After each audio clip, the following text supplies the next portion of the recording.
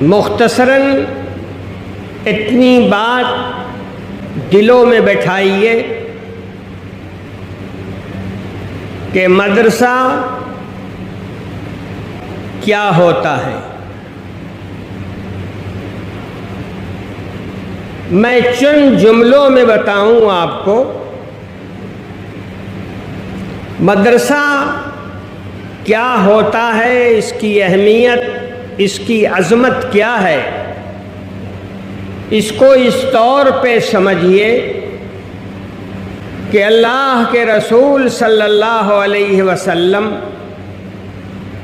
اس کو پہلے پہل قائم کرنے والے ہیں۔ مدرسے کی نسبت، مدرسے کا تعلق اللہ کے رسول صلی اللہ علیہ وسلم کے طریقے اور عمل سے ہے۔ جس طرح خاندانوں کا سلسلہ نسب ہوتا ہے، باپ کا نام یہ، دادا کا نام یہ، پردادا کا نام، ایک سلسلہ چلتا ہے اور دور تک جاتا ہے، اسی طرح مدرسے کا جو سلسلہ نسب ہے وہ صفے تک جاتا ہے۔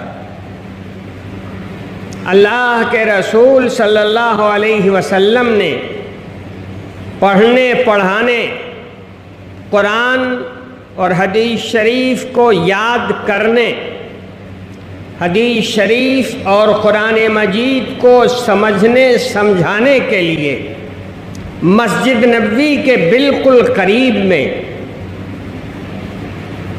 ایک جگہ بنوائی، اونچی سی، زمین سے، مسجد نبوی کی زمین سے 1 ہاتھ اوپر۔ آپ کے یہاں جو حضرات حج یا عمرے کی سعادت اللہ تعالیٰ نے ان کو مقدر کی اور انہوں نے حاضری دی، انہوں نے مسجد نبوی میں وہ چبوترا دیکھا ہوگا جس کو صفہ کہتے ہیں۔ صفہ عربی میں، اردو میں اس کو چبوترا کہتے ہیں۔ اللہ کے رسول صلی اللہ علیہ وسلم نے وہ چبوترا بنوایا، اور یہ بھی عجیب بات، آپ نے چبوترا بنوایا تو اس زمانے میں غربت اتنی تھی، اتنی غربت تھی کہ اس کے اوپر کھوٹا کھمبا نہیں لگایا گیا، اس کی دیوار کھڑی نہیں کی جا سکی، اس کے اوپر چھت نہیں دیا جا سکا۔ یہ اس چبوترے کی بات، اور اللہ کے رسول صلی اللہ علیہ وسلم کے زمانے میں اور بعد میں ایک عرصے تک وہ چبوترا کھلا ہی رہا، اور لوگ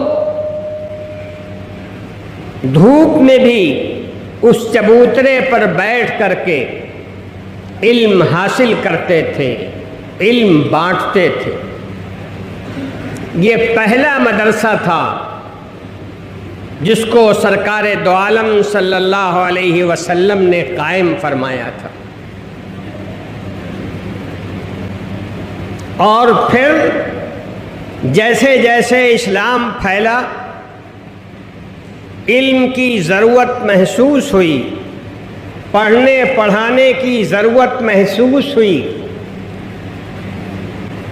تو چبوترے کے طرز پر، صفے کے طرز پر مدرسے قائم ہونے لگے، تاکہ قرآن پڑھا پڑھایا جائے، قرآن مجید یاد کرایا جائے، حدیث شریف پڑھی پڑھائی جائے، یاد کرائی جائے۔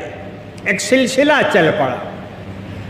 دنیا میں جتنے مدرسے ہیں، چاہے کتنے ہی بڑا ہو وہ چاہے کتنے ہی چھوٹا، ان سارے مدرسوں کا سلسلہ نسب صفہ سے جا کر مل جاتا ہے، چبوترے سے مل جاتا ہے، اور اس کا خیال نہ کیجیے گا کسی مدرسے کی عمارت بہت بڑی ہے تو مدرسہ بہت اچھا ہے، مدرسہ بہت کام کا ہے، اور کسی مدرسے کی عمارت اگر کمزور ہے، پھوس کی ہے یا کمزور سی دیوار ہے اور اس پر ٹین کا شیڈ ہے، کمزور حالت میں ہے، تو یہ کبھی دل میں نہ لائیے گا کہ یہ کوئی معمولی چیز ہے، یہ کوئی کمزور چیز ہے۔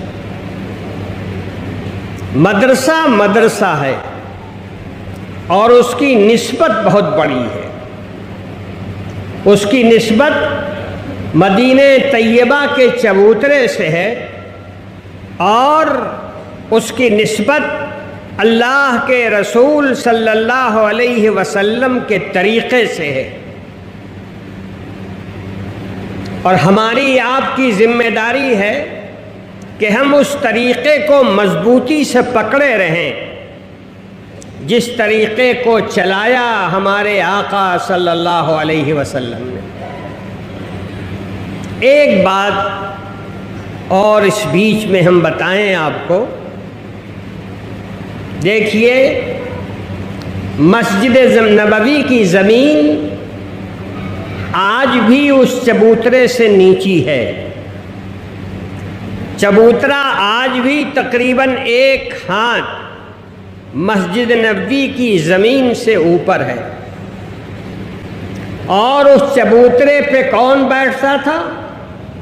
پڑھنے والے، پڑھانے والے، قرآن سننے والے، سنانے والے، حدیث سننے والے، سنانے والے، قرآن کی تشریح، حدیث کی تشریح کرنے والے، قرآن مجید کو نوٹ کرنے والے، لکھنے والے، یہ سارے لوگ الگ الگ وقتوں میں وہاں بیٹھا کرتے تھے، اور یہاں بیٹھتے تھے پڑھے لکھے لوگ، پڑھنے والے لوگ۔ اللہ کے رسول صلی اللہ علیہ وسلم نے ان کے لیے مسجد نبوی سے اوپر 1 ہاتھ اوپر چبوترا بنوایا۔ آپ نے کچھ غور کیا کیا مطلب ہے اس کا؟ 1 ہاتھ اونچائی پر جو ان لوگوں کی جگہ بنائی، کیا مطلب ہے اس کا؟ کبھی غور کیا؟ دیکھیے اللہ کے نبی کا یہ طریقہ اس بات کو بتاتا ہے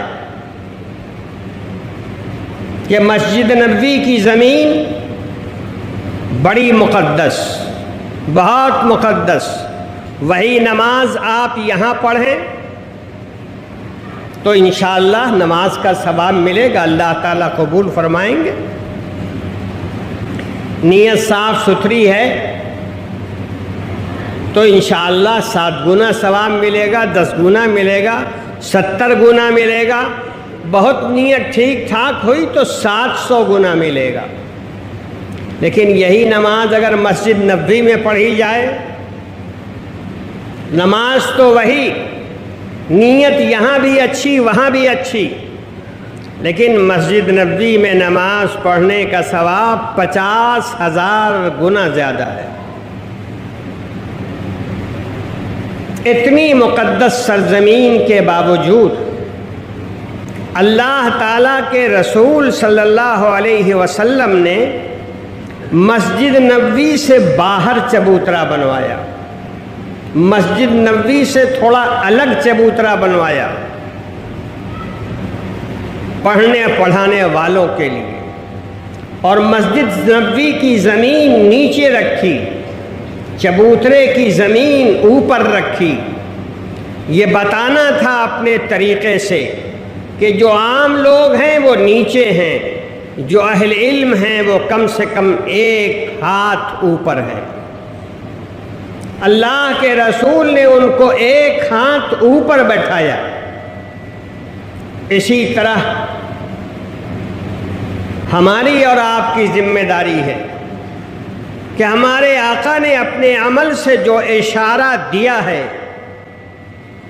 اس اشارے کو ہم اور آپ سمجھیں، پڑھنے والوں کو، پڑھانے والوں کو، قرآن کے پڑھنے اور سمجھنے والوں کو، قرآن کے تفسیر بتانے والے کو، مسئلہ مسائل بتانے والے کو، حدیث پڑھنے پڑھانے والوں کو ہم لوگ اپنے سے کم اتنا اوپر سمجھیں۔